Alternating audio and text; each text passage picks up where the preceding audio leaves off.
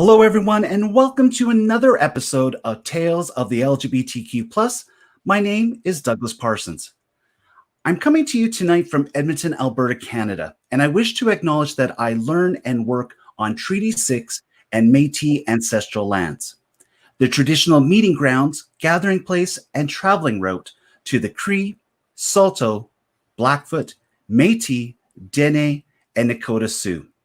We acknowledge all the many First Nations, Métis, and Inuit whose footsteps have marked these lands for centuries. This is where we will strive to honor and transform our relationships with each other. If this is your first time listening to Tales of the LGBTQ+, welcome. This is a podcast that has been created for you, a place where we can share our stories, our challenges, our victories, and just engage with each other. Tonight, we're going to talk about the Imperial Sovereign Court of the Wild Rose and its 46-year history. That's just one of the many stories. Please take a look at our many previous episodes. I'm confident you will find something there for you. And if you are a returnee, thank you as well. If you've yet to subscribe yet to the YouTube channel, please do at this time. That helps us greatly when it comes to all the different algorithms. And of course, as always, word of mouth. Word of mouth helps us. So if there's this episode or any other episode that captures your interest, please make sure that you pass that along to everybody. Tonight's guests are candidates for Emperor and Empress 46, Rob Browatzke and GoDiva. They are no strangers to Tales of the LGBTQ+. Rob had his own featured episode a few months ago where we learned all about himself being a professional homosexual. And GoDiva joined us on our Three Queens episode along with Tequila Mockingbird and Vanity Fair. Do check that out because they have performances found within that. But tonight they're here to share the history. Last week, we had Layaway and Ron Byers share with us the first 20 years of the history for the Imperial Sovereign Court of the Wild Rose, a brilliant operation that has been able to continue throughout this time. Just a little bit of a recap. The Imperial Sovereign Court of the Wild Rose is based in Edmonton, Alberta, Canada. It runs from north of Red Deer up to the border of the Northwest Territories. And it's been this way since its inception in 1976. The Court of Edmonton is proud to be at the forefront for many firsts, many significant Canadian court firsts. They had the first Native American Empress, Millicent I, Canada's first Black Empress, Gracie Spoon, Canada's first female Imperial Crown Prince, PePe, and Canada's first straight female Empress, Mother Jean, Empress X. They were also the first Canadian monarchs to be presented in any legislative assembly in Canada in full regalia. The only other person who was able to wear a crown within the confines would be Queen Elizabeth. We're going to continue on to talk about how the Imperial Sovereign Court of the Wild Rose has helped in many ways when it comes to charities that help lesbian, gay, bisexual, trans-identified, two-spirit, intersex, queer, questioning, and allied youths. So, please welcome to this episode, sharing part 2 of the history of the Imperial Sovereign Court of the Wild Rose. Please welcome Rob Browatzke and GoDiva. Welcome to both of you. Hello. Hello. Now, before we came on to having all three of you here, we have to make mention that GoDiva, you do not have one of those light rings on you at the moment. So this is your natural glow, is it not? Absolutely. There is a natural glow that hits me straight from the front. maybe a little from the side at all times. There's nothing natural about her. Hey, both of you were able to watch last week's episode with Layaway and Ron Byers. When we were talking about the first 20 years of the court, were there any stories or pieces of information that surprised you that you had not heard about before? No, I think I'd heard most of them before. I didn't know that. I didn't know Gracie personally, so I was surprised that she was kind of roped in to wrangle Schaefer, because he was definitely a untamable whirlwind. So I didn't know that Leia did not have to go up and get her crown off a pole for Miss Flashback. That was a very big surprise for me, because I let Leia and shimmy. It's usually side to side, but I'm sure she could do it up down too. Yeah, there were certainly some stories, especially when they were talking reigns 12, 13, 14, where it's well before GoDiva and my time, because we're much younger than Leia and Ron. Just that we didn't know. Like I knew the names and the general outlines, but there was some nice specifics there about monarchs that I had never heard. So yeah. So for both of you, there had to have been a time where you fully recognized that there was this court. There was this group of queens who were out and about doing charity work, putting on shows. When did you first come to know that the Imperial Sovereign Court of the Wild Rose existed? Rob? I guess it would be during reign 24, which is when I moved up here from Lethbridge. I saw some of the production shows that they did that reign at the Roost and possibly Boots, maybe just the Roost. Certainly the first court meeting I was ever at would have been just in advance of Coronation 25. It was a divisive, contentious, chaotic court meeting, and I turned to my friends Jim and Ron and said, "Why would you want me to be part of this organization? These people are nasty." But I stuck with it and learned that most meetings were not like that. That was just a particularly eventful Wednesday at the garage. And we're definitely going to learn more about that 25th year here tonight. GoDiva, what about yourself? Because I know you're much younger than even Rob himself here. Well, actually, my first experience with the court was before Rob. I moved here in '99, and I'd dabbled in a little bit of drag when I lived in Red Deer, and I'd gone to Calgary frequently. So when I moved to Edmonton, I fell in with some drag queens, Mia Fellow, who I knew from Red Deer, and Eden Out, who became my drag mother. And they were the Buddies Beauties. They were Buddies queens through and through. And they took me, and I wanted to do drag. I wanted to get involved, but I didn't quite dive in. And they took me to my first coronation, which would have been Coronation 24, I think. Weena Love was stepping down, and Dinah Thirst was stepping up.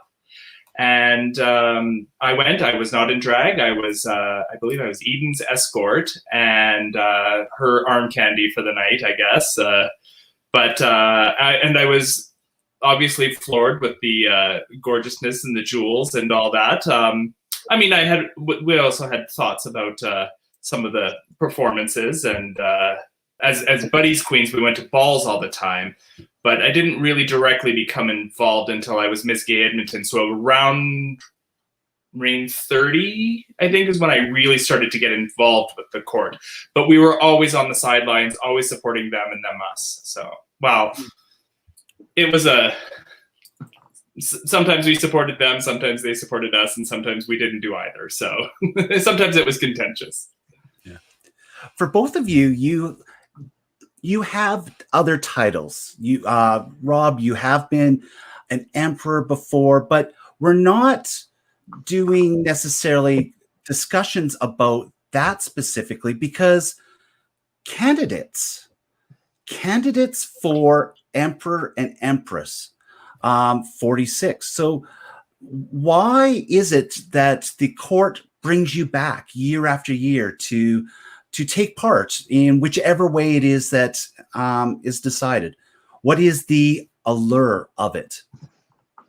You want to go first, Eva? Sure. I was a little slower to get into it, like I said. I didn't dive headfirst into the court. I dove headfirst into drag and into performance.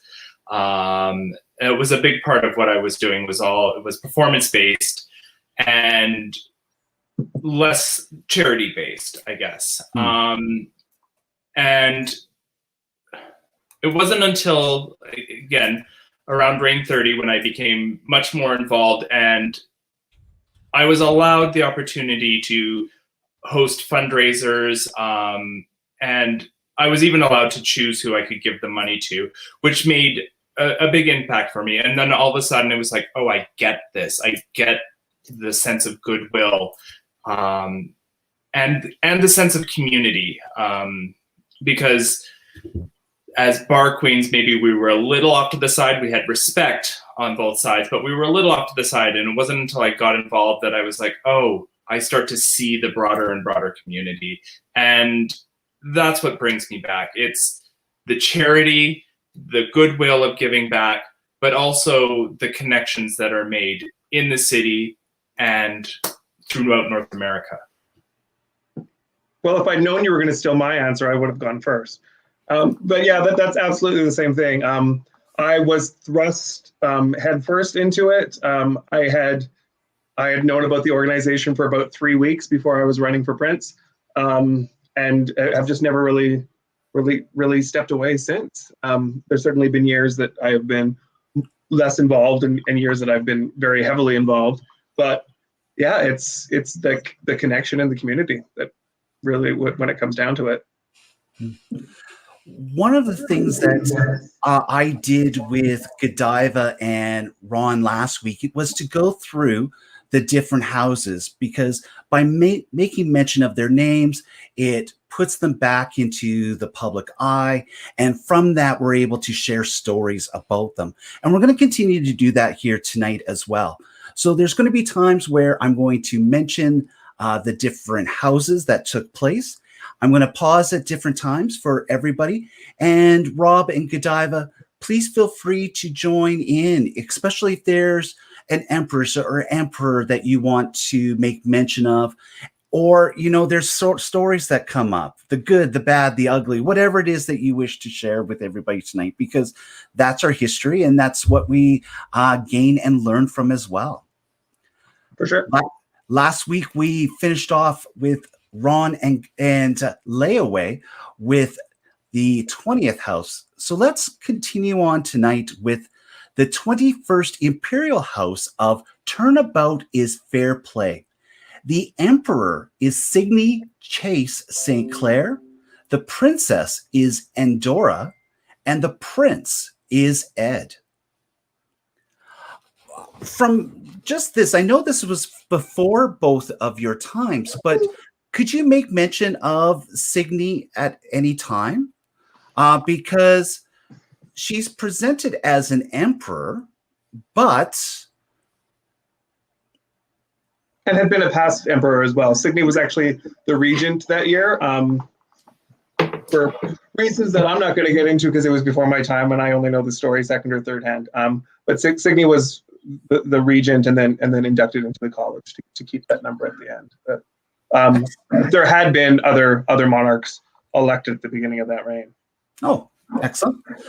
The 22nd Imperial House under Millicent. So we're bringing back the Millicent name. Empress Jackie Two-Step, Emperor Brian, Princess Roxanne Hurd Pride, Prince Scott. The 23rd Imperial House of Love, Empress Weena Love, Princess Sticky Vicky, and I Declare, as well as Prince Chris DeParty.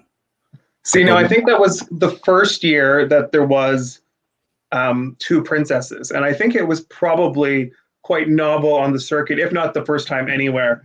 Noblin was running for emperor that year. So sometimes that would go to a regent, but they asked Weena if she wanted a regent, and Weena, being a strong and powerful queen all on her own, said, no, I don't want one, but I would like you to give me 2 princesses, because she wanted Ida and Vicky both to be princesses so they could still have a 4-person upper house. So that was the beginning of a long tradition in Edmonton of bucking the rules of what a traditional upper house looked like. Sorry, one thing that I don't think that Ron and Leia mentioned was that Edmonton is one of the few cities where we elect our prince and princess.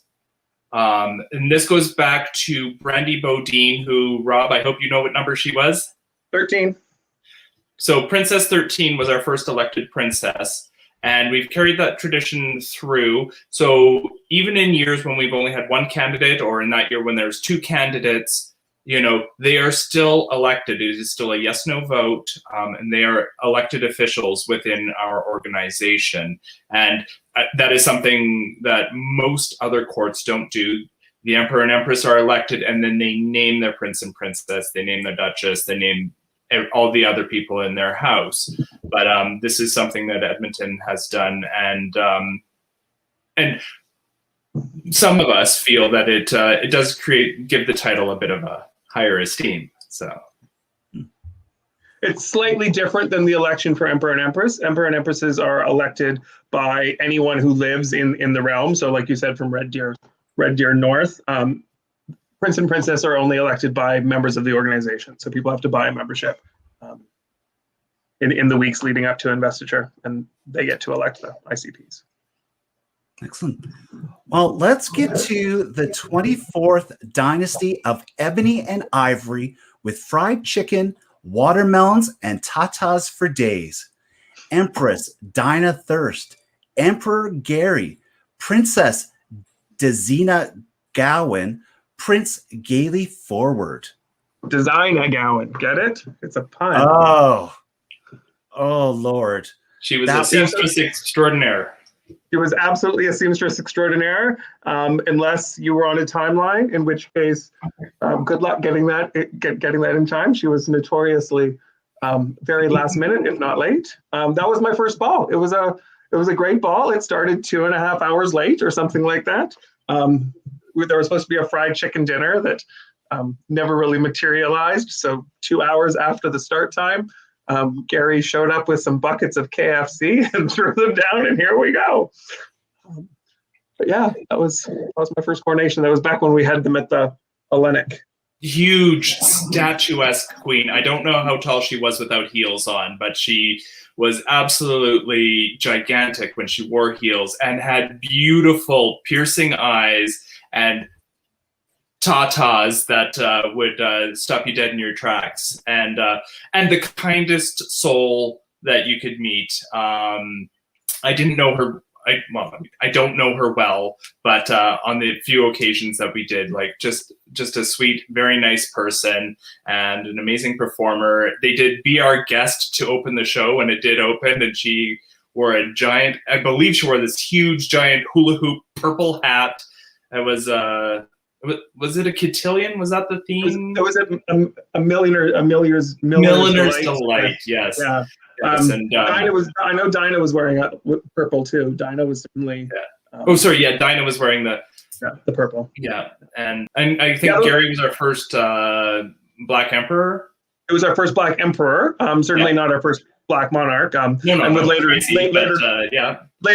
go on to become Empress. He wasn't our first gender swap either, but certainly one of the first.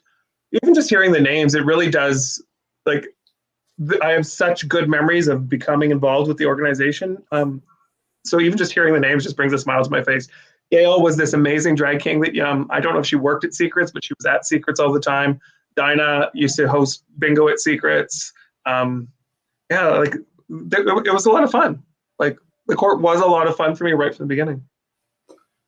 When Gail was the first drag king that I had interacted with, I believe, or the first one that I really remember, and to me, too much of a flash in the pan because I really enjoyed them and their performances. But after they stepped down as Prince, I don't recall much of them performance-wise again. No, and like Gail was, she'd probably kill me for saying this, but she was older than she looked. So when she stepped down, she was on in years. So maybe she was just done with bars and performing, because she really didn't stick around the bar scene even much longer after that. It's possible she married off, as they tend to do. But yeah, I love Gail. I really remember that year specifically kicking up, in my memory, kicking off all the fantastic production shows. I believe they did The Wiz. They did The Wiz that year, yeah. Chicago. And they did Chicago, which I remember seeing at Buddy's. Best Little Whorehouse was the other one. And Best Little Whorehouse in Texas as well, which was, and Dinah with her Tatas for Days was the perfect Dolly Parton. Absolutely. That's been a big part of the Imperial Sovereign Court of the Wild Rose. These large, over-the-top productions. It's part of the lineage for Edmonton itself. Is there a show that just stands out to you that you remember today that you're like, damn, I can't believe they did that or we did that? I've honestly loved every single one. They bring me joy. During COVID, I tried to track a few down and watch them, and I'm like, damn, we did really, really well. For a bunch of amateurs with no budget, we have put together some very, very well done production shows. Yeah, I've seen Chicago done 3 or 4 times, and I mean, honestly, like, Chicago's such a great musical. How can you go wrong? And it is different and better every time. I mean, every time I see it, I just think, wow, how did they? Oh gosh, whoever played Velma, whoever played Roxy, they just kill it, and it's because it's demanding, but our performers step up to the up to the plate. And I've only been involved in a few, but I guess I might be involved in another 1 or 2 this year. I guess we'll see what happens. Well, Rob, you alluded to this next upcoming house that I'm going to make mention of. So I'm definitely going to pause at the end of this one for both of you to add comments. The 25th Imperial House under Millicent, the Celebration Court, from silver screens to Broadway's Follies. Empress Mr. Vera, Emperor Ron, Princess I Declare, Prince Rob Big Onion, and Jim. Yeah, so that was the first year that I was involved. You had Ron in the program last week, so obviously he would have been able to talk a little bit more about it. As his prince, we had a great time that year, though. You'll notice that there was, again, 2 princes, even though there was an emperor and an empress, but it was just Ron had asked me to run. I did not know Ron very well, just through a few months in the Village People. And I said, I will do it, but only if I get to run with my good friend Debbie. So they let us have Siamese princes. And by the end of the year, I was quite comfortable doing things on my own. But I certainly wanted that anchor, I guess, first. We only did 1 production that year. It was Cabaret. I don't know did you see that, Diva? Didn't you do West Side Story? No, West Side Story is like years after that. Oh, okay. Vicky's year, I think. I think I was at Buddy's for West Side Story. Cabaret, we did at Electric Lava, which was a big fetish ball that the court participated in at the Arts Barns, and then I think we ran it again at Boots. Mm. Some of those nights get blurry back there. That was back when I was drinking. I'm going to throw something on the slides here. This comes from Carl Austin, who we can mention as well. He makes mention of the Best Little Whorehouse in Texas. Carl was the manager at the Roos during these reigns. So certainly the Roos was a huge supporter of the court for, I believe, pretty much the Roos' entire existence. And Carl, obviously, a huge part of that support, as well as the Leatherman and the Village People. So, hi, Carl. Thanks for watching.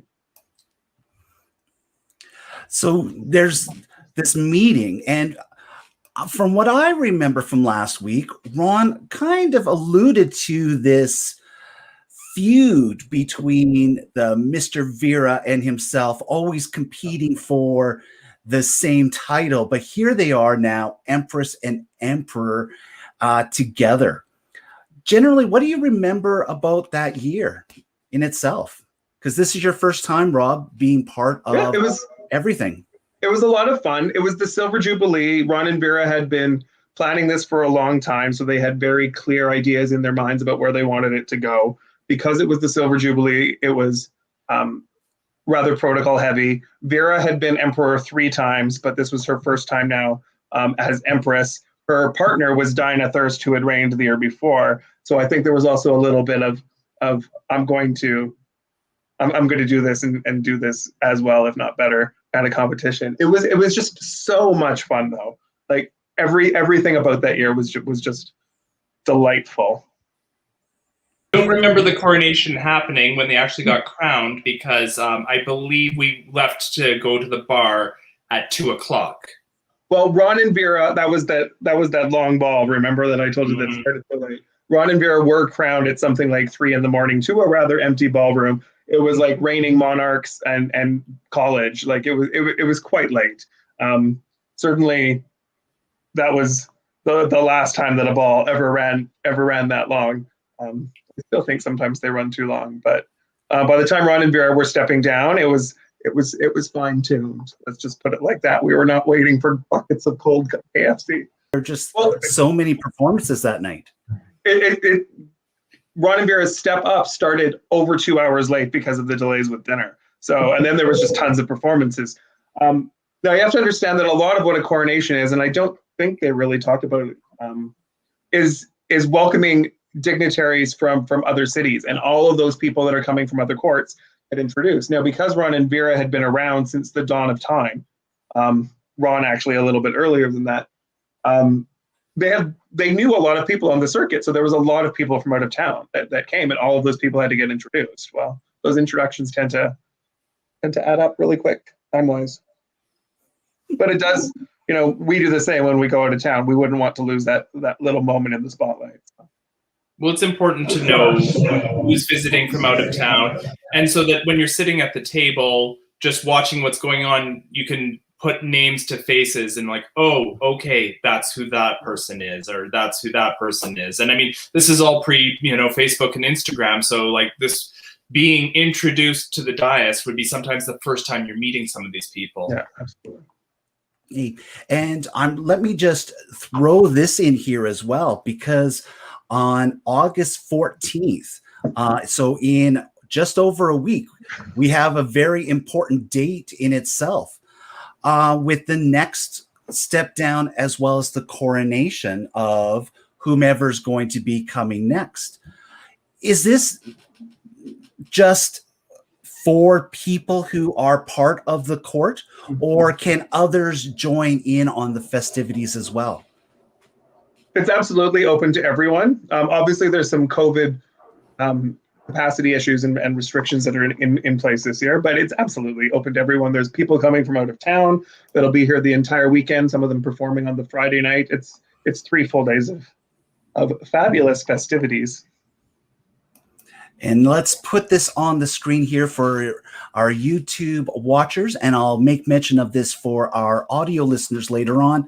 To find more information about the upcoming coronation, which is taking place on Saturday, August 14th, you can find the information on their Facebook site. Simply look up ISCWR, the Imperial Sovereign Court of the Wild Rose, for more information to find out how you may be able to watch some of the out-of-town and in-town shows that will be taking place.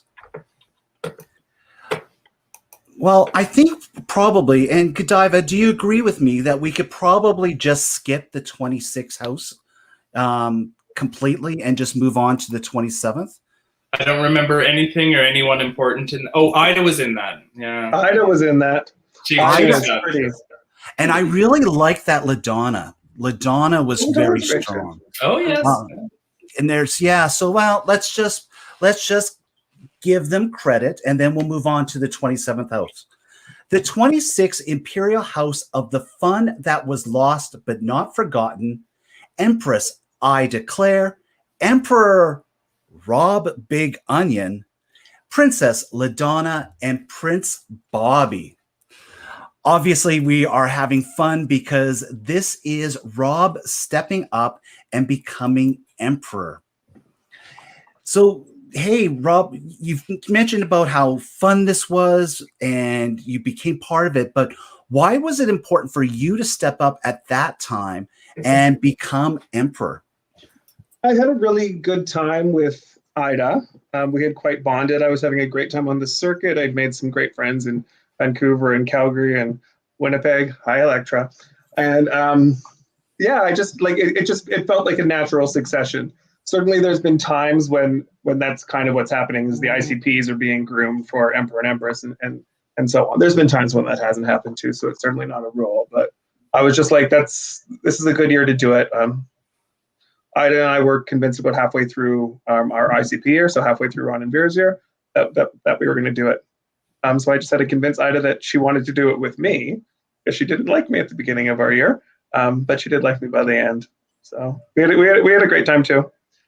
The best story, I think, probably from Reign 26 was the live action rivalry between Edmonton and Calgary. The Battle of Alberta is not just a hockey thing. It was also that year coronations. Calgary was having their theme, a journey through the Stargate or something. I don't know. But Ida and I decided that we were going to get carried in on these giant litters by like a team of people, these heavy monstrosity wooden litters, and get carried in. We could barely fit through their Stargate. It was almost a complete disaster, but we completely stole the show. So then we set up our own little dais. We were having cocktails. Even the reigning monarchs that were supposed to be hanging out on stage saw that we were having more fun, so they came and joined us halfway through. That was also probably the year that GoDiva and I met. GoDiva was Ms. Buddies that year. Yes, I was. I'll drop it because it's not a court title. I was Ms. Buddies #1. I guess we knew each other around, and I actually asked Rob I think there had been some tension between Buddies and the court that had led up to this. And because when I first started doing shows at Buddies, at the old Buddies on 124th Street, I remember Chicago playing at Buddies, but then I think that was the last court show that played there. And so there was a little bit of tension, and the court wasn't necessarily welcome to do shows or host their events at Buddies. And when I was stepping down, I had asked Rob to be one of the judges to judge the pageant for the next incoming Ms. Buddies. And it kind of bridged a little bit of a gap there, for sure. It was the first time that a court title had been heard in Buddies since sometime in Reign 24 anyway. The courting Buddies were on again, off again for, all of Buddies' duration. But I would imagine a lot of this is that relationship building and then having to reconnect with people and just keeping things moving, especially when you meet with resistance so many different times. You mentioned Calgary, and we're going to talk about the court in Calgary later on when it's closer to their coronation as well, which takes place in April. So we're going to focus more on them at that point. But can you both just mention a little bit about the Calgary court and give them a little bit of props while we're here at this moment? Go ahead. Oh yes, they're a lovely court. No, they're our sister court. Like obviously we have some good-natured rivalry all the time, but yeah, they do amazing things down there. They have had some fundraisers that have blown some of ours out of the water. So they're a little bit newer than us. So we're the older sister, but. And what's their name? 8 months, 9 months. They're the Imperial Sovereign Court of the Chinook Arch. So they get Red Deer South. They added on the Rockies, so the Imperial all of southern Alberta plus the Rockies. So we had to one up them by colonizing Nunavut So we're all of Northern Alberta and Nunavut, even though I don't think they're actually connected, but nobody wanted the Northwest Territories, I guess. So many amazing people, and like throughout the years, I think one of the first people I remember meeting at the ball, of course, was Dion Boink from Calgary, and he was a titan there for many, many years, and like a gregarious, outgoing person. And I mean, I don't know. I hope to see him again sometime soon. So, and so many other amazing people from Calgary that I've met over the years. But I mean, like going back to like this day and age, like that is somebody who really sticks out. Yeah, people like Rhoda Stiffy and Roxy Ricochet, they were like the Calgary fun queens when Dinah and Vera were the Edmonton fun queens.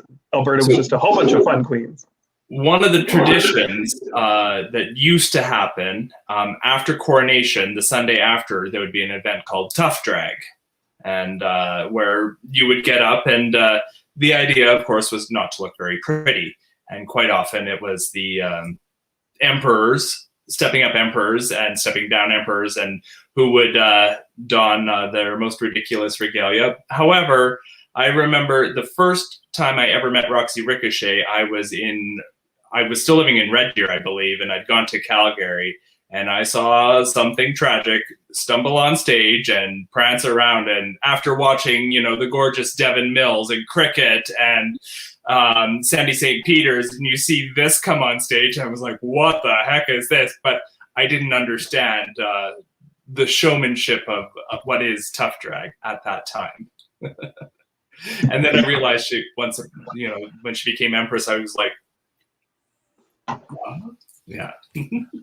And because we're so close geographically, we do have some very tight bonds. Like there was a lot of back and forth, and obviously that's been put on hold because of COVID. But people in Calgary, like Ms. Rhonda would come up all the time, or Fred and Barkley, like they're Calgary monarchs that are so much a part of Edmonton's court. Like, and I'm sure there's some vice versa there. But yeah, there's amazing monarchs and friends down in Calgary.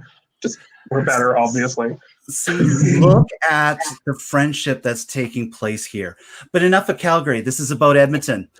The 27th Imperial House of blah, blah, blah, and what a pity, Empress Endora, Emperor Bobby Big Onion, Princess Crystal Ball and Bianca, Prince Mark, the 28th Imperial House of never-ending sunsets and everlasting fantasies, Empress Cleo Oprah, Emperor Rob Big Onion, Princess Sticky Vicky, Duchess, Kitten Caboodle, and Connie Lingua. If you say so, because like honestly, I was reigning that year. I don't really remember them being our upper house, but we moved the ball that year from August until May. It was decided that August was too hot. We were tired of competing with the Fringe. I think London or Hamilton or something had their ball on the same weekend as ours. And so we moved it to May. So Oprah only had an 8-month reign. Oprah ran against someone though. That was the first time I saw a race for the crown. So that was exciting. Nobody was running for, I guess that's actually not true. No one was on the ballot for emperor the day the ball came around. The person that was running had to drop out mid-race. So at that time, the regency went to the last monarch, skipping the current reigning one. So it went automatically to me. And I'm like, sure, it's a short reign and I just have to be the regent. I can do that. I did not realize how much wrangling Oprah would take, but we had a wonderful time. And Oprah is now one of my best friends. And we should make mention that Cleo Oprah was part of the Imperial Houses before. Am I correct? Yeah, that's Emperor 24 Gary, just in drag. Yes, and we made mention of Emperor Gary, who's part of the 24th dynasty. So he's that year. Hey, Sticky Vicky has come up a few times, and in that year, she was the princess. Can you tell me a little bit more about the legacy that is Sticky Vicky? Diva, what was the first time you met Vicky? I don't know the first time. She just always sticks out in my mind. It was probably at an in-town show, and I didn't necessarily get it at first, but people absolutely loved her, and she was kind, and she was always willing to, want to have a shooter. And of course, I always want to have a shooter, so why not? So, GoDiva, you said the words, you didn't quite get it. People who are listening who don't know necessarily the court or the queens, what do you mean by it? Vicky had a quirky aesthetic. Yes. Like, yeah, there was Vicky was quirky and a little out there, and as somebody who didn't interact with her regularly, I thought she was a little out there. So until I got to know her a little better, and got to see the heart underneath it. She terrified me the first time I met her. I was this is well before I knew what the court was, but I went into the Roost on like a Tuesday night, and I was sitting there by myself, and this drag queen came up and was like fluttering about and squawking at me, and I was just terrified. And it was probably years after when I'm like, oh, she saw that someone was brand new and didn't know anyone and was sitting by themselves, and she went up to make them feel welcome. And I was terrified in a way. But I was just a wee 19-year-old. The ironic thing is I ended up having sex with her roommate that night, so she made me breakfast in the morning. See, the more you know. It's a small world. It is. And I'm just going to put another comment here from Carl back on the screen. Carl Austin, who was running Roost at the time, said she was the heart and soul of the Roost. She really, really was. And it's jumping ahead in the narrative, I guess, but Vicky passed away in 2007, and the Roost didn't live much longer, and it seemed fitting. It seemed fitting that the Roost couldn't go on without Vicky. The 29th Imperial House of Broadway Boys and a Babe, Empress Vicky, Emperor, or I should say co-emperors, Ron and Jim, Princess Southern Comfort, and Prince Lloyd blew 'em all. Then we get to layaway. Once again, the Triple X, or the 30th Imperial House of XXX Extravagant, XXX Ecstasy, and XXX Rated Erotica. So definitely going into that 30. Empress. Yeah, that was there's a good story about Coronation 30. So it's a good Vicky story. So there was two people running for Empress that year as well. At Vicky's step down, it was Leia and Designa. Now, what happens when we're about to crown a new monarch is the Empress steps down, the college gets called up the stage, we bring in the stepping down monarch. So in that case, we would have brought in Ron and Jim and Vicky, and then we show them the piece of paper on which the results are listed. And then we send them out of the room to bring in the new monarchs.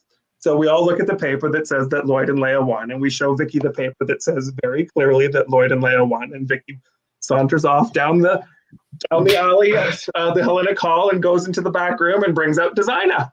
And we're all standing on stage completely horrified that she's bringing out the wrong person. And we wait for her to clue in, and she doesn't. And so I think it was Chatty that was standing next to me on the dais, and she's like, Vicky, you got the wrong one. And the whole ballroom just broke up laughing. You have to imagine Designa would have been crushed. Like, she thought she had just won and then found out that she did, and Leia would have been crushed and then found out that she did. So it was a horrible accident. It certainly made the ball memorable. That it does. Empress Leia Way, Emperor Lloyd blew 'em all, Princess Marnie Gras, Prince Jamal Patra, I get it afterwards, Duchess Mia Fellow, and Tony Lester. Once again, Leia has a princess who stands out in many ways. Leia's first empress, when she had reigned before, was Twiggy, and this time Marnie Gras, who has become a pillar of the LGBTQ plus community activist and just has put herself out there and has worked hard. So within that, Leia, you've done well with the princesses involved. Now, I think that year was Marnie's first connection to the court. She'd been involved with the Illusion Social Group, and I think that year was really Marnie's the start of Marnie's journey of self-discovery to find the real Marnie. So obviously we're going to be talking a lot about Marnie in about 2 reigns. This year was the first year like I started going to meetings and really getting involved, hosting fundraisers with the gay title alongside LJ Steele, who many people will recognize that name, and of course Marashenko.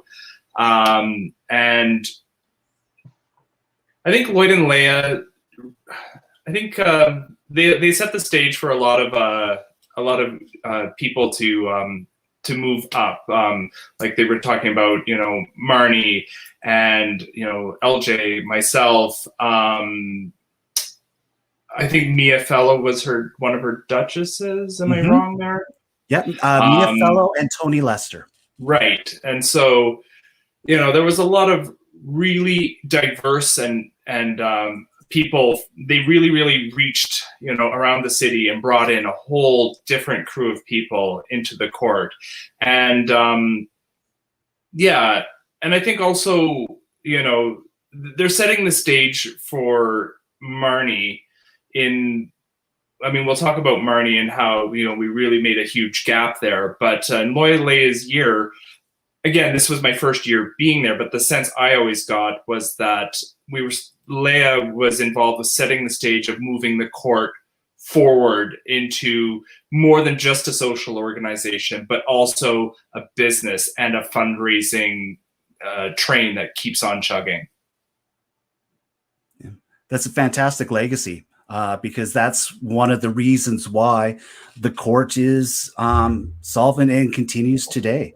So it's of the works of imperial houses year by year that make this work. The 31st Imperial House of Northern Lights and Southern Delights, Empress Southern Comfort, Emperor Chuck Lone Star, Princess, at least she showed up, Prince Sundance, Duchess Caprice and Connie Lingua, Duke LJ Steele, and David Waterhouse. And then we have the 32nd Imperial House of FUN, Friendship, Unity, and Naughtiness, Empress Tony Lester, Emperor, Regent Emperor Lloyd Blumenthal, Princess D. Love, Prince LJ Steele, Princess Mia Fellow, Prince Jack Daniels, Duchess Luca da Tits, and Duke Skippy School. I guess we could talk a little bit about Reign 32. Reign 32 was certainly a year that will live in infamy. For me, the lesson that comes out of that year is how quickly a reign and the fundraisers and the monarchs as the team leaders for that fundraising can be derailed by a board that is not 100% behind them. It's certainly not the first time that had happened, and it's certainly, sadly, not the last. But I think it's something that happens in any organization. If the people that are on the board no longer want to be there, they no longer have the best interests of the organization at heart, they really need to step aside. And I don't want to say anything bad about Schaefer, may she rest in peace, but it was time for him to step aside. Well, and a question for that, just for clarification. So it was my understanding beforehand that if you were the Empress or the Emperor, that you would be the top of the pyramid and you would be like the president or the CEO of the company for the year. But you just mentioned a board. Has there always been that backstage board throughout? I can't say that there's always been, but certainly since we've been around, there's always been. Yeah. Certainly since the fundraising started. I like to think of the Emperor and Empress as the elected figureheads, but also the fundraising captains for the year. That's the term I like to use, is that they're the ones proposing the fundraisers, choosing where the money goes, and putting on the events, but the board is there making the hard decisions behind the scenes.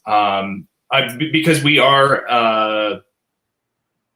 an official not-for-profit organization. I mean, part of the laws are having a board and having meetings, and we are a legit organization, and we have rules that we have to follow, and that includes having the board.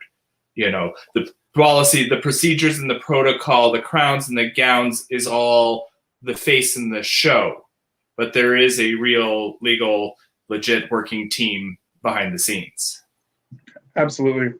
I don't know if you, Douglas, or you, Diva, or any of the listeners have been checking out the eCamp podcast that are also doing a lot of LGBTQI history.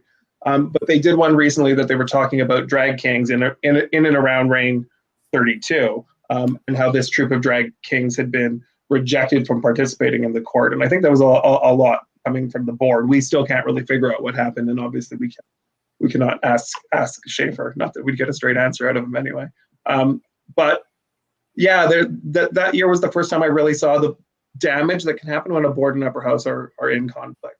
And luckily, I don't think anything has ever happened as extreme since. But like GoDiva said, the board is there to manage the business, and the title holders are there to look pretty.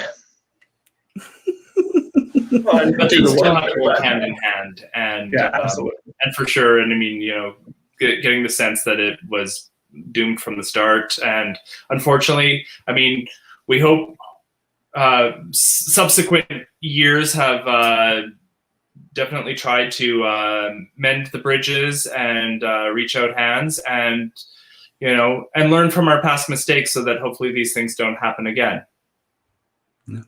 So that's great to know, because that then leads to the next house. And this is when I became aware of the court. And part of that had to do with the Empress that was chosen that year. The 33rd Imperial House of Tool and Other Pleasurable Devices, Empress Marnie Gras, Emperor Sundance Lone Star, Princess Kelsey Breeze, Prince Big Daddy Pump, Duchess Ivana Diamonds, and Duke Randy Quiver.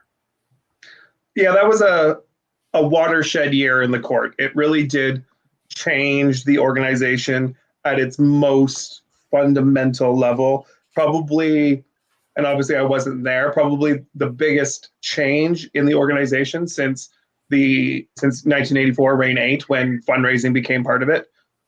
Reign 33, the ball moved back to August, so it was a 16-month reign.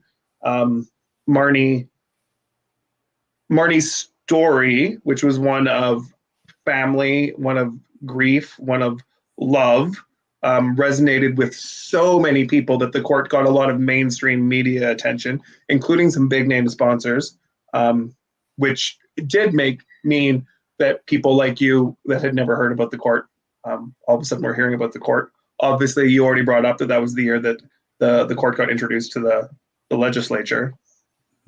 And really, Marnie completed what GoDiva was saying that Leia had started about turning the court into a business. In the earlier reigns, yes, we were giving away money, and every reign was successful.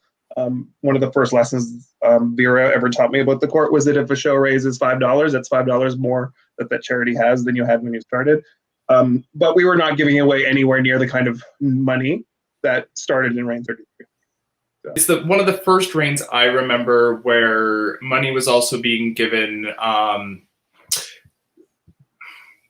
to things that weren't necessarily a queer organization. Our fundraising was always for our bursary, but Kara's House, HIV Edmonton, the Pride Center, AIDS Research. I'm sure money went other places as well. But one of the big things, and again, the story of family, was that, our money went and bought physical items at the NICU. And I believe they are still there, and they are still plaqued as donated from the ICWR.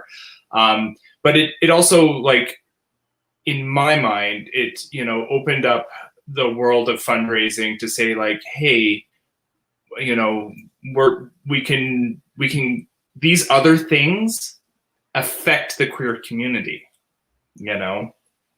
These chairs are necessary for queer people as well. Diabetes affects queer people. Heart and stroke affect queer people. So, it broadened where we give our money as well. So, in my recollection. Yeah, the pom-poms just everywhere, and Marnie in the cheerleading outfit, just everywhere, sticks out in my mind. I need to make mention of a prince here as well, because to this point in Tales of the LGBTQ+, we haven't mentioned him yet, but he's been a big part of many of our lives. And so let's make mention of him properly here. The prince for this year, Big Daddy Pump. Yeah, absolutely. Big Daddy. I think he was on the board for reign 32. I think during all the chaos of that board, he ended up getting the presidency thrust upon him, almost as like some sort of puppet or scapegoat. 32, the board was ugly on 32, but I'm really glad he got that opportunity. And again, like GoDiva had said earlier about Leia setting new people up for the reigns to come, this reign really did as well. Big Daddy, Kelsey, Ivana, I can't remember the rest of the reign, but yeah. All three of them would carry the organization through its next 6, 7, 8 years. Let's move on to the 34th Imperial House, Tons of Fun. Empress Ivana Diamonds, Emperor Big Daddy Pump, Princess GoDiva, Prince Rob Big Onion, Duchess Kitty LeBear, and Duke Jeffy Lube Express. They say it was tons of fun. Was it, or was it not? It was tons of fun, and both of us have hard times remembering certain parts of it. Yeah, I can tell you what happened during that year. Yeah, no, Big Daddy and Ivana, I think in the year before with Marnie, they also really made their mark on the city and abroad, and that is a legacy that they carried forward, and that they both still carry forward, is that the connections that they made, not just in the city, but to the wider court organization in general, is with newer reigns in other courts and in American courts was a huge step for them. They got us involved, I think, probably that year too, maybe the year after, in a little bit more of international court council politics. Certainly, I hadn't really seen any of it before. I know Aura and Teddy had international court council here during reign 12, but certainly in my time from 24 to 34, I hadn't really seen much of that. But they got the court a little bit more involved in politically running the whole system. But yeah, I think my biggest memories of that year, I guess, would have been the traveling. We had some great time with some friends on the circuit. There was a great bunch of queens, especially in Regina and Winnipeg. GoDiva was probably barred from both of those cities for her behavior during that year. But I've been back since, but I definitely made my mark on the cities as one of the last wild party children of Canada. Yes, I did have to, after a rather boisterous evening in Winnipeg, be chastised by my Empress Ivana. Sorry. After, sharing my gin with a few too many people who might not have wanted it.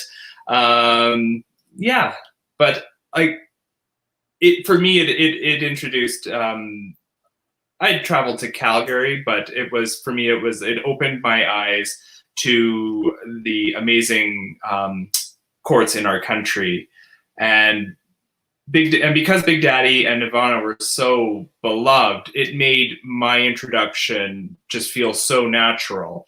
And because I was a bit of a wild party child then, not now, but then, they could be regal and stoic, and I could be sloppily drinking gin out of a bucket with the queens from Winnipeg and Regina. See, and that was part of the shift in professionalism that was happening at this time. In the late 20s, when there was a court show at a bar, the bar would be happy even if nobody came except court people, because we were all a big bunch of drunks. Now we had monarchs that were not alcohol centric in their plans for the evenings and expected that of their upper houses. So that was a tweak, right? We are out there doing a job. We are raising money for our charities. That is our primary duty.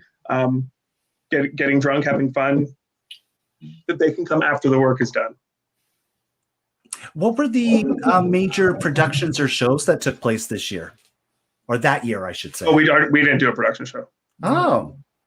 No, there's certainly, every year does not have a production show, but this would have been 2008, no, 2009, 2010. Marnie stepped down in 2010, so this is 2010 into 2011.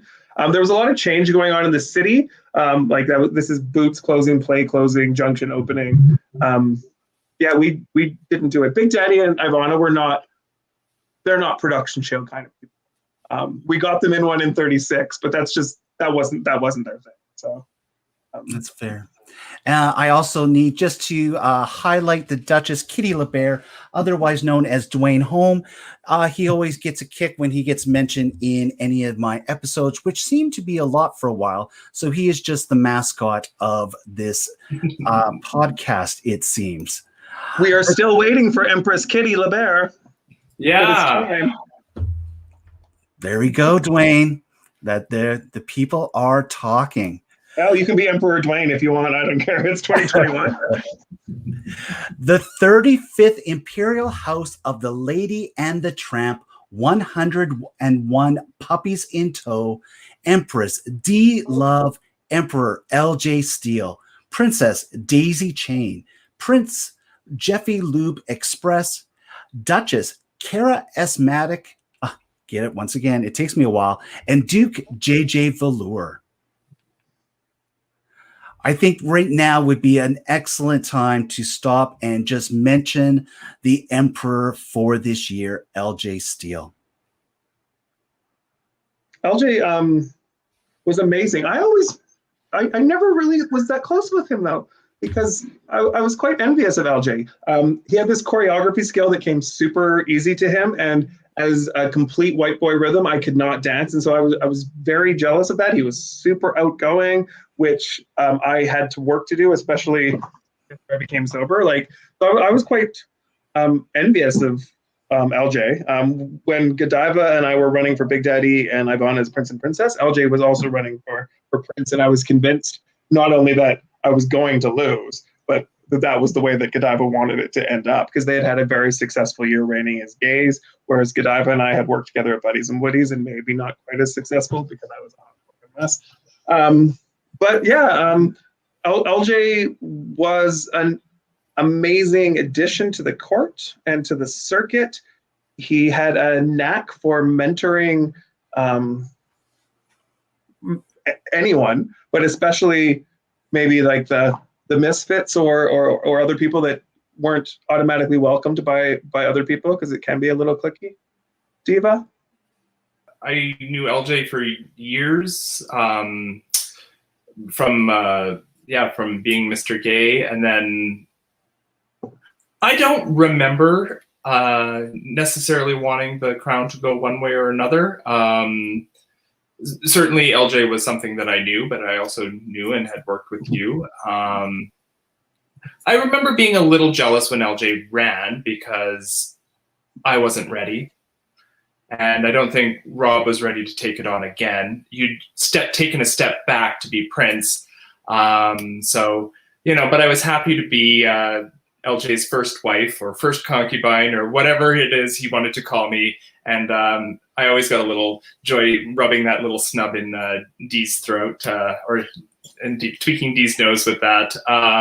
They had such an amazing year though. Yeah.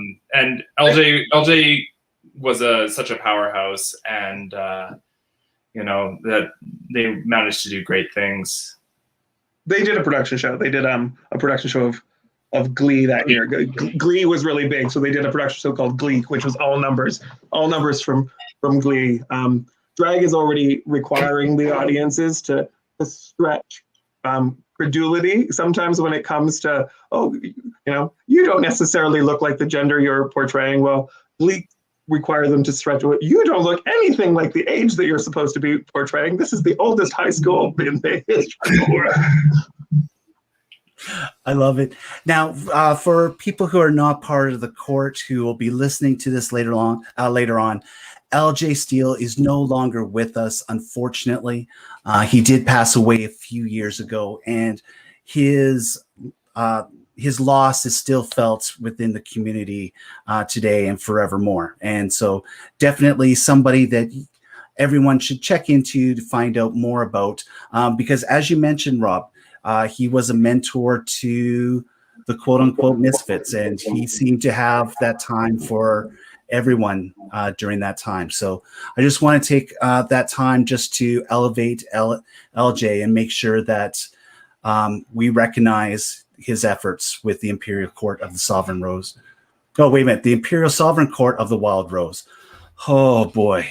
I'll edit that part out later. Because I have. You're gonna get it eventually by the end of Carrie and Tanner's podcast, maybe. Oh, maybe. And then you're gonna have to memorize it all again for Calgary. So. Oh, Lord!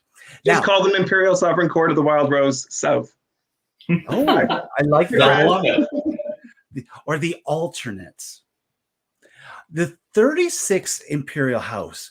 This one confuses me greatly when I took a look again. I know a little bit about the background, but I definitely want to know more about this.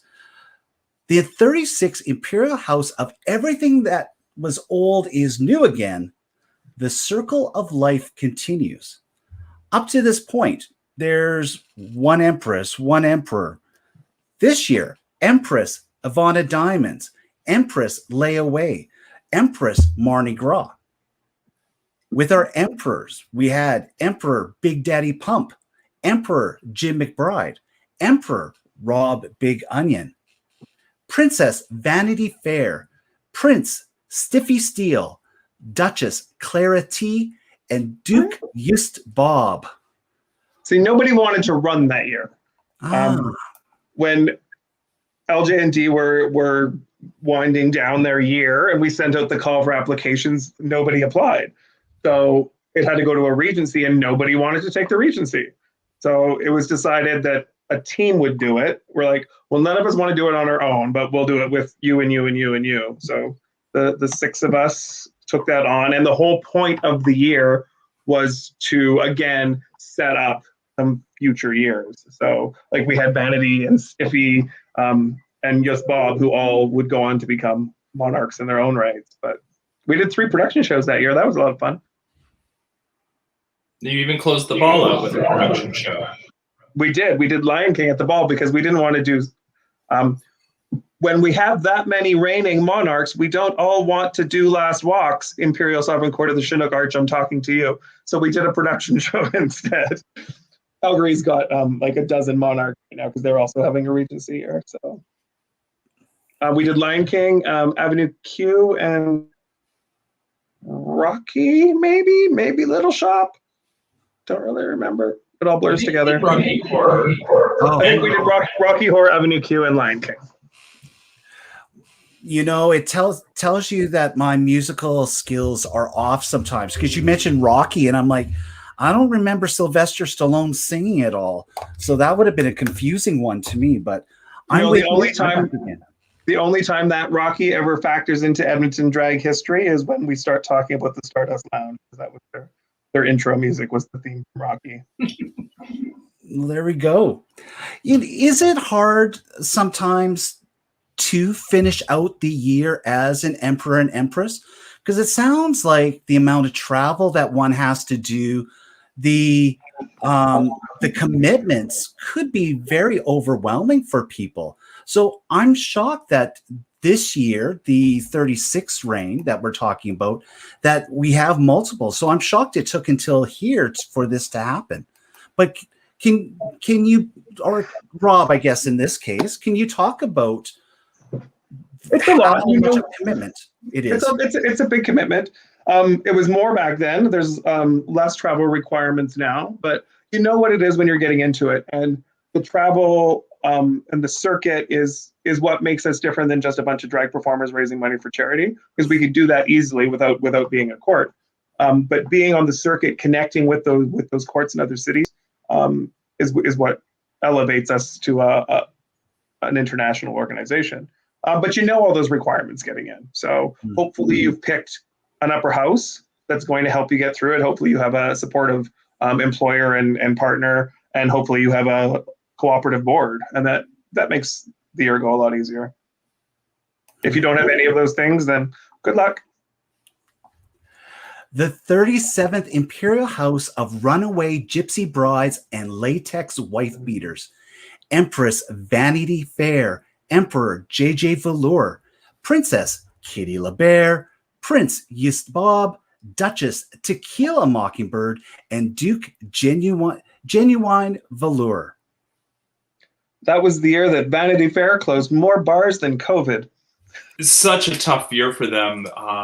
Every time they'd set up shop in a bar, the bar would close. Even some of the bars that weren't necessarily like the Mercury Room, I think she closed that also. Like bars that weren't traditionally, LGBTQ spaces still couldn't last. And it was just a random happenstance of events that, but they struggled through and made, They did great. I think they had a great year.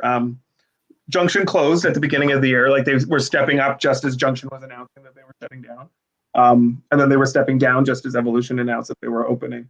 I was watching from Calgary, seeing how many bars she was closing down. There was no way in hell I was going to let us open up a bar during her reign.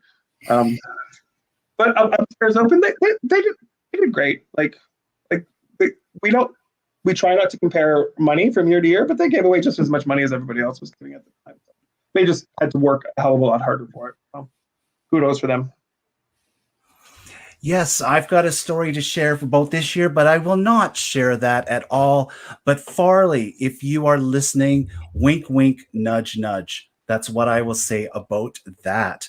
Let's quickly move on to the You're going to have to tell us what Miss Farley Foo has to say about this after we log off, okay? Yes, absolutely.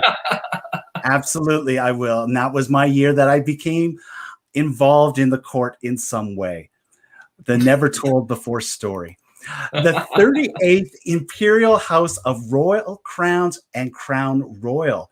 Empress Daisy Chain, Emperor Jeffy Lube Express, Princess Kelsey Breeze, Prince Jacques Strap, Duchess Myra Maines, and Duke Randy Quiver. A married couple leading the way at the top. I don't know that had ever happened before. We had certainly seen married couples back to back, kind of like with Dinah and Vera. I think having a couple that was so in sync was a strong asset for the year. Daisy had just retired just before stepping up. So that definitely freed up her schedule to really focus. And she had a strong connection to her charity. So that made a huge difference too. It was a big financial success that year, absolutely. They did really great. I was proud to be part of that. And with Jeffy Lube Express as well, you really got to see the steps, because I believe, if I remember right, he went Duke to Prince to Emperor. He held the different titles and really grew into that role that came to be when he was the emperor that year. And now they're living on the East Coast, and maybe he'll start again as Duchess. Maybe that house out there, Duchess Lube of Halifax. Yeah, that house out there is gorgeous. Absolutely gorgeous. So I'll say that right now to Daisy and Jeffy. Were they the first year that did the calendar, or did we do it the year before that as well? Well, we had certainly done calendars before. There was a calendar in Dinah and Gary's year. There was a calendar in Ron and Vera's year. But it came back. I don't remember. No, Vanity had the calendar because she had that was the Disney theme, or like that was the one where, like, didn't they do a Disney theme for Vanity? Because it was her with the 7 dwarfs or something. I don't remember. But then, yeah, Jeff and Daisy did the Zodiac calendar. I'm still traumatized by the Scorpio picture. It's just me in some like leather codpiece fighting D with the sword. It is quite traumatizing. I might have to share it, or if I can find it somewhere. I will share the pictures of you looking not like this. Oh, well, no, but mine was, I guess, the year before. It wasn't a Disney theme. I don't know if it was movies or whatever, because we did Tequila, Oh, you did Stiffy, and I did Death Becomes Her. Yeah. At the cover, which is, and I don't remember what happened to our photographer. They were simply fantastic, but they did amazing work. And but they moved on and took on different projects. But yeah, some of the amazing stuff and amazing queens of the time and Edmonton, royalty from that era. We all put in a little spotlight in those couple of years of calendars. But I do know when we've tried to put calendars back together again, it's like they're a nightmare to plan. So, I mean, like, kudos to those years that did them, because they are, they're so hard to plan, wrangle that many people into getting photos done and outfits and sets and the whole bit. So. Were the calendars at least January to December, or was that the year that we tried to do them August to August? I think we tried to do 1 and 1, or I don't remember now. But no one's trying a calendar in August. Let's put it like that. The 39th Imperial House of La La La, Leather Lads, and Luscious Ladies. Empress Kelsey Breeze, Emperor Jacques Strap, Princess Lyria Lust, Prince KP Kakar, Duke Prince Charmin. The 40th Imperial House of Glitz, Glam, and a Side of Ham, Empress Myra Maines, Emperor Yusbob, Princess Carrie Dewey, Prince David Dragon, Duchess Christy Healy, Duke Trey Park Trash. Now, see, Myra, who we've already talked about, was Stiffy. Stiffy ran for 37 against JJ and lost, but in like literally the closest loss probably in court history. It was like 2 votes separating them. But he was like, fine, if they don't want me as a boy, I'll start doing drag. And he went on to be an amazing empress. Princess Carrie Dewey will be here on Tales of the LGBTQ+, but she's currently Empress. So we're going to talk to Empress Carrie Dewey and Emperor Tanner Steele 2 days from now, Thursday, 7 p.m. Mountain, live here on YouTube. The 41st Imperial House of Glam Rock and Peacocks, Empress Ruby Hyman, Emperor Bulldozer, Princess Morgan Fair, Prince Jack and Ginger. The 42nd Imperial House. We can go back to that. When you had asked a question earlier about how difficult it was to fulfill commitments, and that year was certainly indicative of that. Like, they did start off with a 6-person upper house, and then they lost a couple over the course of the year of people that just have to step down. Now, in the case of this, the prince stepped down, so they elevated the duke, which was a bit of a anomaly, but perfectly acceptable. It was still someone that did have some votes from the community. So, but yeah, it does happen. And does that then mean that the board takes on extra responsibility that year, or is it more the Empress and Emperor, Princess, and then in this case, the new Prince having to really add more to their shoulders? I think I was president of the board that year, so I certainly didn't do anything extra. I think it's interesting to mention, like, both of these people were recent transplants as well. Both of them had recently moved from Calgary, where Bulldozer had actually reigned as emperor in Calgary. Ruby Hyman was living in Calgary, originally from Regina. She was a past Ms. Gay Regina. And I don't know if she was a duchess in Calgary or just entertainer of the year. Or she held a title in Calgary's court, I believe. But yeah, they moved here, and then and were quite recent, I believe. No? Yeah, Bull would have only been here a couple years. He moved up here in 2013. Yeah. He moved up here like just in Jeff and Daisy's year. And Ruby was not living here when she competed for Anne's the first time. So right. Ruby would have literally just moved here. I think Bull was probably the first time that we had a Edmonton Emperor or Empress who had been Emperor or Empress in another city. I can't think of anyone else There have been some that have been in Edmonton and then reigned in other cities. Gone on. Yeah. So. Yeah. A comment section said Ruby was entertainer in Calgary. Ruby is entertaining in any city, so there, Tanner. The 42nd Imperial House of Bear Hugs and Big Jugs. Empress Kenya DeWitt. Emperor Trailer Park Trash. Princess Divina Dyfor. Prince Harvey Steele. Duchess Carrie DeWay. Duke Dixon Kuntz. Now, I guess we first need to find out if Tanner wants us to go back in and change that name, Harvey Steele, to Tanner Steele. You can let us know in the comments. That year was, there'd been a competition for Emperor that year as well. Trey was running against Lonnie. Lonnie passed away during campaign that year, 4 years ago in 2 days, actually. Lonnie would be LJ Steele. Lonnie would be LJ Steele.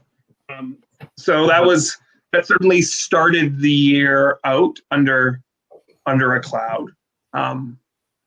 That's because the organization has been around for so long, and we work together, and we socialize together, and we fundraise together. We do get really close. So when we lose one of our own, and when I say one of ours, I mean the whole court community. Like LJ's death was felt internationally. Yeah, it really affects the entire organization. That being said, they went on to do amazing things. I believe, and again, we don't compare, but I believe that's the most money that was ever given out in one reign. They broke the 50,000 mark, and I think there's a lot of reasons for that. Again, Kenya had a strong connection to her charity and encouraged that charity to participate in the fundraising, which I think is really important. There's nothing worse than raising money for someone like the Canadian Cancer Society, and that, we're giving them $10,000 that we busted our asses to do, and they can't even show up at the ball to pick up the check. But volunteers from EFRI were at tons of events during the year, so that certainly contributed to that success. That coronation was the year that Nicole was in town. Nicole the Great, the titular head of the international court system. And when Trey was running, she looked at him and said, "Are you sure you want to be crowned as Trailer Park Trash? Emperor Trailer Park Trash." And she went on and on berating him to change his name because I think she just didn't want him to look back and think of himself as trashy. So, she can be very opinionated, and she will let you know those opinions.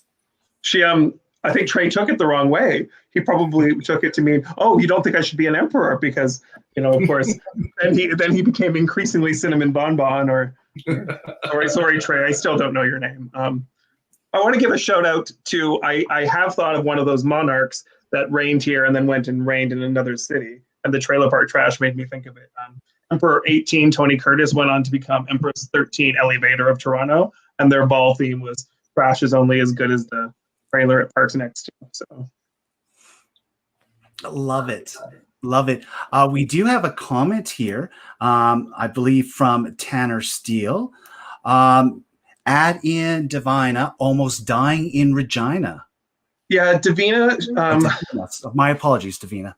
So Divina Dyfor, apparently what she dies for is dairy. She like, I don't know if it was just an allergy. I don't really remember how it went, but she, like, it was not good. She has a very, very, very severe allergy, and they had some pizza at the end of the night, and I believe the story goes she disappeared and was I think she walked herself to the Medi Center and then got to the hospital that way. And I believe it was a while before anybody even knew where she was. And we just thought she disappeared. And it was quite serious, we can have a little giggle about it now because everything turned out fine. But at the time it was very, very serious, and just I believe just a culinary oversight. And so we're certainly happy Divina is still with us, even though she's relocated to Calgary. We hope to see more of her for sure. Calgary needs the star power. Well, we don't mind lending them our little Davina.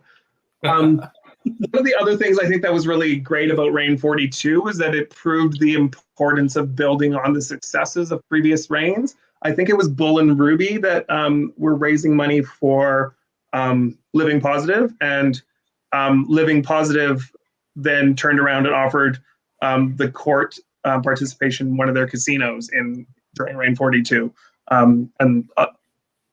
Like Tashina and Tanner and Trey put in like 18-hour days, but got thousands of dollars from that weekend. So the relationships that we form with our charities are just as important as we form with our venues and sponsors and each other. Excellent. And shout out to Tashina as well, who is watching, as she has made a mention about Tanner's name. So it has been updated. We're getting close to the current house, who we'll talk to on Thursday. But the 43rd Imperial House of SHADE, Shade, which stands for Strength, Helping, Adventure, Diversity, and Excitement. Empress Morgan Fair, Emperor David Dragon, Princess Sister Mary Clarence, Prince Angelo Mercy, Duchess Rexy Resurrection, Duke Chris D. Bear. I got some stories I can talk about with that reign, I guess. Please do. Davina is, or not Davina. Let's see, I'm still stuck back on the last reign. Morgan is one of the examples, I think, of the transformative power of drag. When she started doing drag, she was so shy, and to see her blossom so fast into an empress is really just a testament to the power of drag. Her and David ended up doing an amazing job that year. I had someone else I was going to talk. Who else was in that upper house? Sister Mary. Yeah. Sister Mary. Sister Mary, as princess, she wanted to be there for Morgan. Her and Morgan were quite good friends. She wasn't really biting into the court apple as far as like the circuit and traveling kind of thing. And it really was one of the rare times that rather than the organization trying to force someone to do what we do the way that we do it, the court really took a step back and listened and adapted ourselves to the circumstances. So it's just proof that even after 44 years, 45 years, 46 years, we can still learn and grow and evolve as an organization too. And I think it's good to mention that David is somebody who had been involved with the court for almost as long as I can remember. David and his husband, Walter, had sat on the board and had quite frequently, been out at events, but had been, the people behind the scenes, right? And so I believe he had been Prince, but, this was a chance for, the people that, put in the work without the glitter and the glamour, stepping forward and, taking the spotlight for themselves. Now, let's just pause there. We're not to say that David was not glittery, because he learned from the school of Yos Bob, where even though they were boy performers, they outsparkled the Empress on many, many an occasion, between the bling and the glittery jackets. And that reminds me, I need to give Walter a call. The 44th Imperial House of Bejeweled Prairie Dogs and Divine Dynamite Divas. Emperor Chris de Bear, Princess Gigi Gaynor, Prince Harry Schnitzel, Duchess Novagina. And now, Empress Lola Moore. Empress Lola Lamore, your list is not quite accurate. So that's my question there, because Lola was not listed there. Lola left halfway through. What can you say about everything there? And we can say it out later as well. We can say anything you want. It's nothing is secret, right? It's just sometimes does rehashing it do any good? Lola left. Lola abdicated her title under a mess of circumstances, not all of which was her fault. A lot of people made decisions, the best decisions that they could make for the information they had at the time. if you refresh it, Lola's now added to Sheena's got that fixed. Yes, we'll put that right there as well. And I just refreshed, and there she is. But in the end, the circumstances resolved themselves in such a manner that we were happy to welcome Lola back into the fold. And she will be doing her step down performance at coronation. Although it's technically an anniversary walk, but then she didn't get a step down. That's the way I'm treating it. Lola is another one that had been involved in the court or forever. And then boom, right to the big crown. She was Miss Merry Christmas, as she will happily tell you, and has she signed every single Facebook post and email and text message right up until she had Empress. And yeah, we were quite happy to have her Empress just so we could stop hearing that she was Miss Merry Christmas. Love you, Lola. Love it. They began, obviously, the challenging reign. They had many challenges, with Lola stepping back, and then I think within weeks, COVID shutdowns started happening. And, it was definitely a wrench thrown into that. And, but the organization, the upper house, Chris, Gigi, Carrie, they kept going, they kept plugging away. And, when they weren't raising money, they were making sandwiches, giving them out. When they weren't, I lost a light. Now we see how you really look. Oh, wait, that didn't change anything.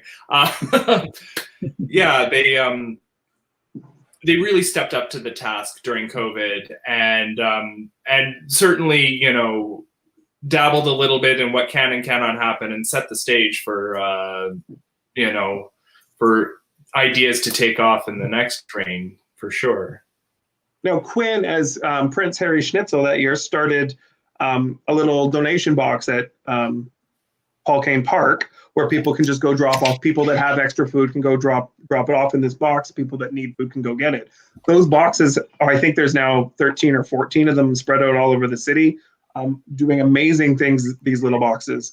And starting next week, I believe, there will also be a way for people to donate school supplies, so that families that don't have the money to buy their kids the supplies that they need with school starting back up are going to be able to also use those boxes for that. So the fact that project was a COVID project and it has continued on and only continued to grow is certainly, looking back over the 20 years that I've been involved, and I had nothing to do with this project, but one of the things that I'm most proudest of about when it comes to the organization.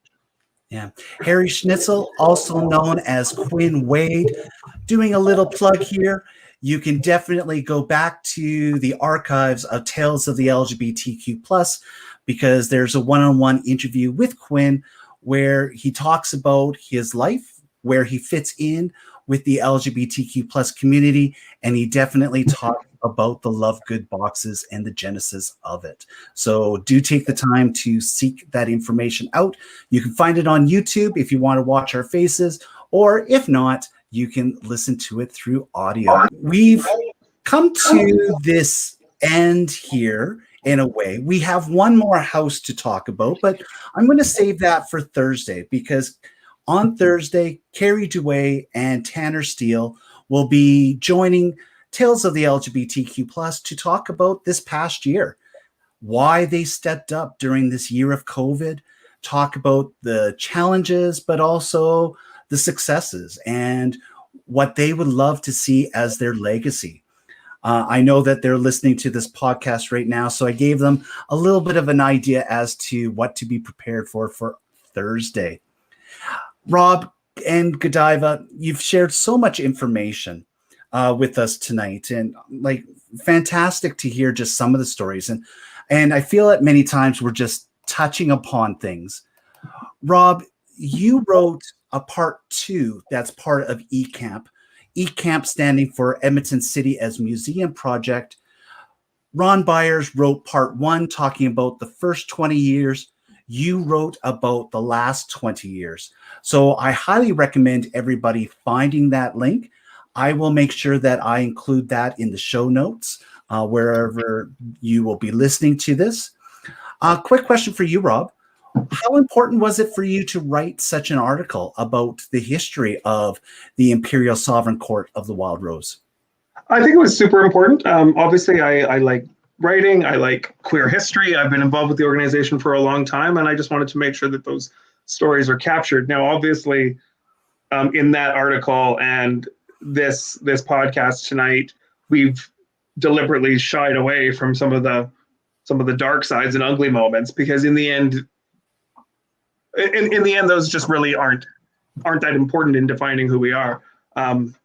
But just to make sure that history is out there, I think that the organization's probably given out over $1 million in its 46 years. That's tremendous. It's been around for 46 years. Like, that's like vanity's age. Like, it's just wonderful, and I was glad to be able to document that and work with Ron on that project. And yeah, I'm just proud that I've been part of this for 20 years. Yeah.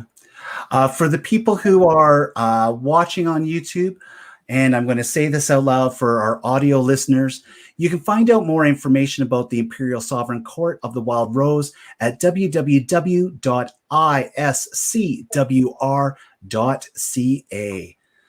Again, that link will be found in the show notes.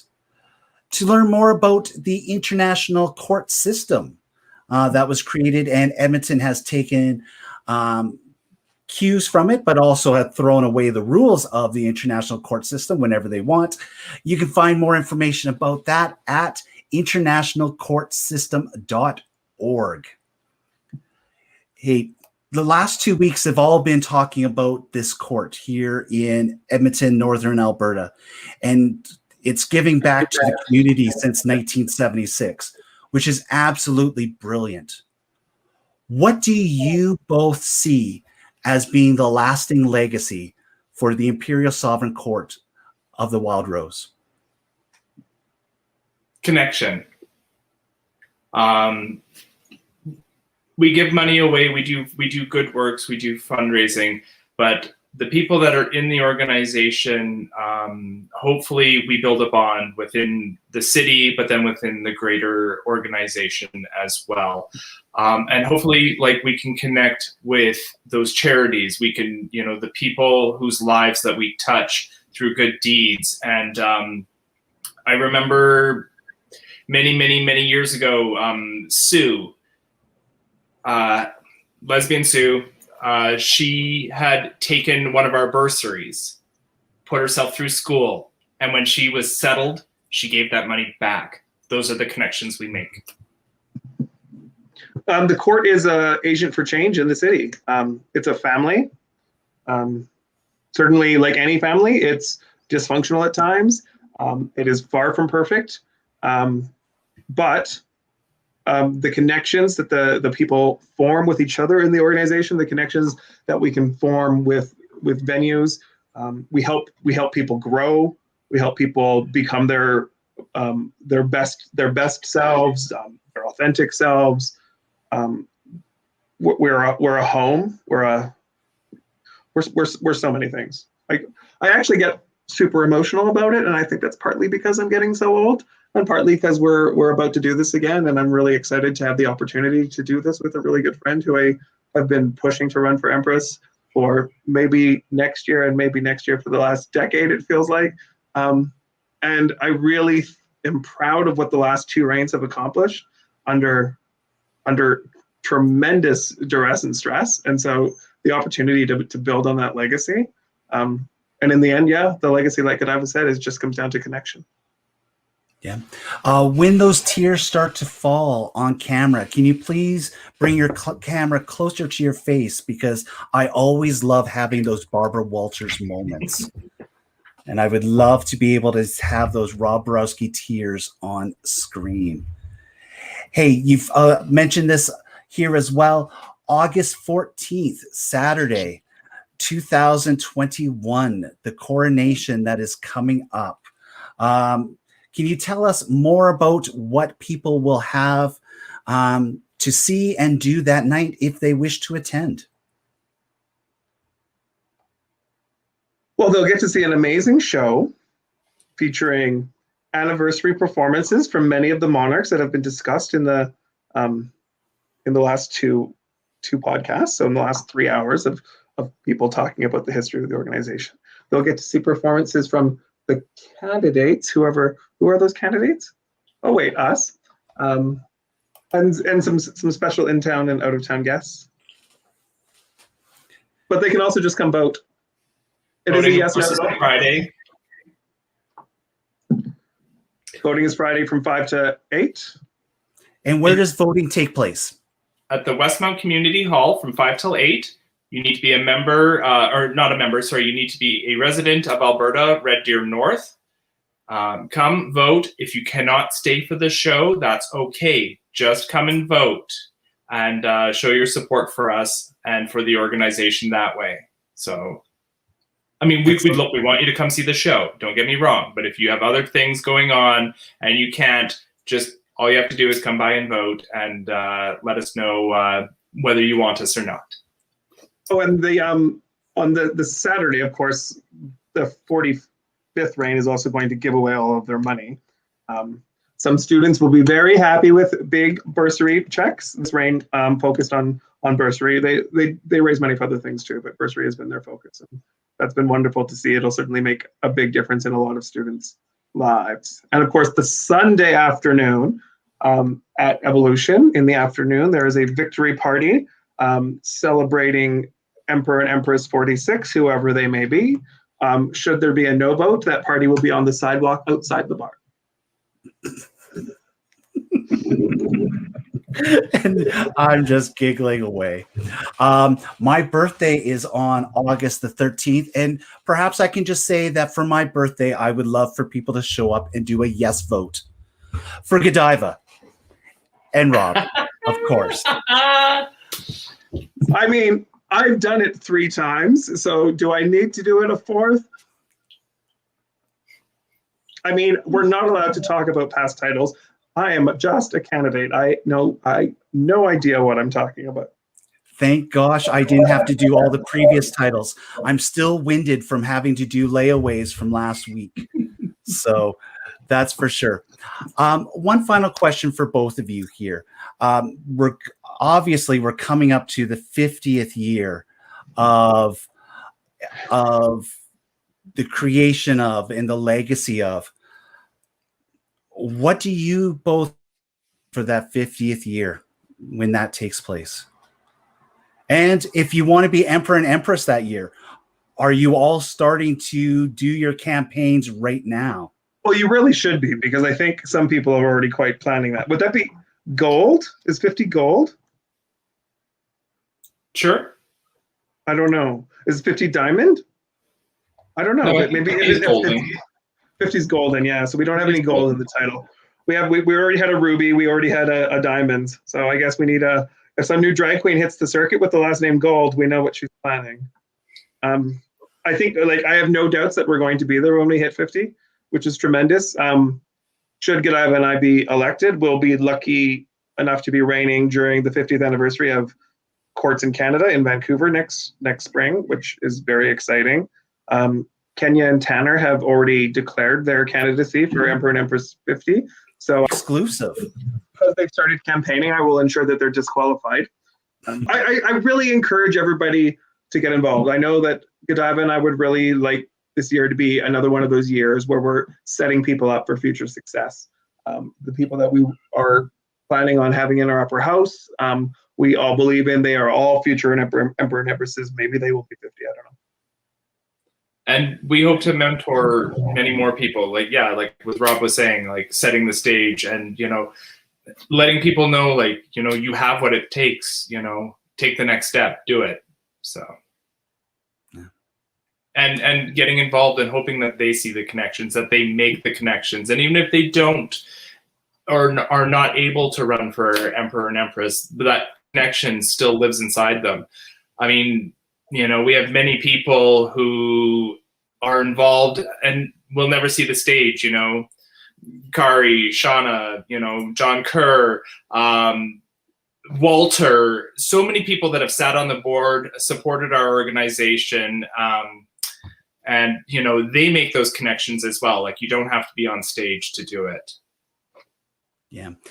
Previous guests, Pam and Karen Hoffman, mentioned many times, both on video and just personally knowing them, how much going to the shows with the court saved lives. Save lives. It's so important. GoDiva, Rob, thank you so much for taking that baton from Layaway and Ron Byers and going through more years than they did, in fact. Yeah, it's a lot of work. It's exhausting itself. So thank you both. Good luck in the upcoming week. And we look forward to a fantastic reign as you look over this majestic land. Thanks for having us. Thank you so very, very much for letting us be part of this. And there was definitely some big shoes to fill with Ron and Leah. So I hope some of the stories we shared, either brought back memories for some people or shone a light on memories that people didn't know. Yeah, absolutely. So this Thursday, we are talking more about the Imperial Sovereign Court of the Wild Rose with Tanner Steele and Carrie DeWay. That's live this Thursday, 7 p.m. here on YouTube. You'll be able to watch this telecast later on as well. Next week, we still have 2 brand new episodes coming. Both of the people are from outside Alberta. On Tuesday, August 10th, we have Devanan Hubert. He is going to be talking about his life growing up in the church, being an African-American man, going into the army, realizing he is a gay man, facing conversion therapy, being kicked out for the Don't Ask, Don't Tell. He has a podcast that's called Sex, Drugs, and Jesus. So we are going to talk to him. And then next Thursday, we have Dr. Lulu, who is a psychiatrist who talks to parents of queer children and helps those parents find some level of acceptance. So it's going to be an enlightening conversation there. Once again, thank you, Rob and GoDiva. Want to thank all of you for listening to tonight's episode of Tales of the LGBTQ+, reminding you to be good and always text when you get home. Until next time, everybody.